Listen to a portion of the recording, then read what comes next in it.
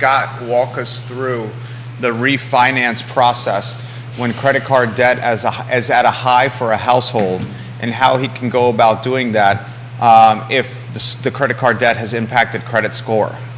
That's a good question. Do these people already own a home? Do you already own a home? How about you do it from both sides? If you don't own a home, it's going to be pretty difficult. It's going to be painful. Yeah.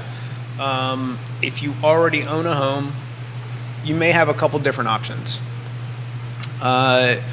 One, we could look at something along the lines of, now, if we're behind on payments, the road gets harder.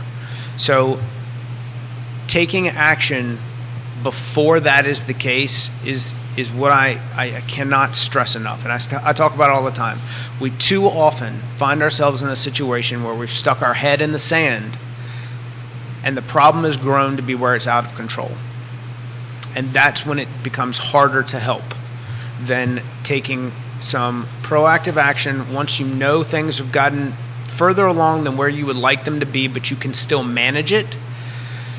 And that could mean that everything's maxed out and you know you got a tough spot, you're in a tough spot. How do you get out of it? There could still be an out as long as the payments are being made on time. But once the payments on the credit cards, the mortgage, anything, once those start getting behind, then you become a greater risk to the investor who's going to be financing that loan, and it's harder to get you the money.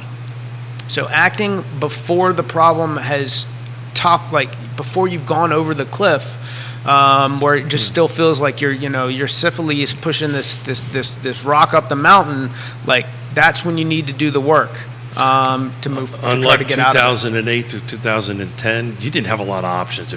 Now you have options. Now you got options. If you've got a home, you've got equity, you've got options available to you. Back in 2008, 2010, when all that process, there was no options. There was no equity for you to go ahead and help get out of it. Your home couldn't be put on the market to sell because there was too many. There's nobody buying. Nobody was buying at that particular time. It is so important for us to get this out and talk about this on a regular basis. And if you think that you're kind of going down that road, call Scott. Call Scott me. Morris, Ross Mortgage. Yeah, call me. Well, don't please. So my suggestion don't get the 31 days on your mortgage. My suggestion would be this: call Bill Tucker. If a cash out refinance doesn't fix the problem, but we can qualify you based on a purchase of selling the home, this is how I would structure it. If we can qualify you, knowing that you're going to be taking a higher rate no matter what, let's get that. It's on the table. Get that out of our heads and just say that is what it is. Here's what the solution would look like. You've got two choices: paying higher rate or filing bankruptcy. The rate's going to be high no matter. You're going to think if you got 800 credit right now, you think the rate's high anyway. So let's look at it this way. I would tell you to suggest sell the house. Especially if you've been at more than 2 years, we've got no capital gains to deal with. Yeah. Sell the house.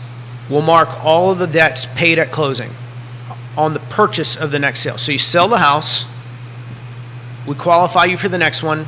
We pay all the debts. We get you into the new house. You're in the house for this next year. All that credit card debt's wiped clean. You've got a year of solid mortgage payments. Your credit score is going to skyrocket. So let's assume that you're a 605. You're now going to be a 700 plus going into the next year. We're in a better rate environment. We keep enough cash on the side to where we refinance you then into a much lower rate, much more beneficial payment. You already qualified to do this in the beginning. Your cash flow got better because we erased all the credit card debt and we gave you a path forward. You should